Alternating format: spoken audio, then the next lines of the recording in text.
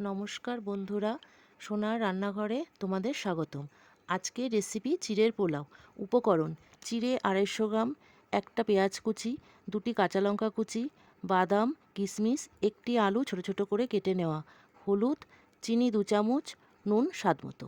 ফোড়নের জন্য তেজপাতা ও গোটা গরম মশলা। প্রথমে প্যানে অল্প তেল দিয়ে বাদাম ভেজে তুলে নিলাম। তারপরে আরও একটু তেল দিয়ে তেজপাতা ও গোটা গরম মশলা ফোড়ন দিলাম। ফোড়নের সুন্দর গন্ধ বের হলে পেঁয়াজ কুচি ও কাঁচা লঙ্কা কুচি দিয়ে 2 মিনিট ভেজে তার মধ্যে কেটে রাখা আলু দিয়ে বেশ কিছুক্ষণ ভেজে নিলাম।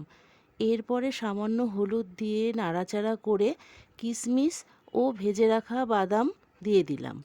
এবার ধুয়ে জল ঝরিয়ে রাখা চিড়ে দিয়ে ভালো করে মিশিয়ে নিলাম। তারপরে 2 চামচ চিনি ও 1 চামচ ঘি দিয়ে দিলাম। তৈরি হয়ে গেল সুস্বাদু চিড়ের পোলাও। আমার এই রেসিপিটি যদি তোমাদের ভালো লাগে তাহলে একটি লাইক ও সাবস্ক্রাইব করে দিও। তোমাদের একটি লাইক আমাকে অনেক উৎসাহিত করবে। ধন্যবাদ বন্ধুরা।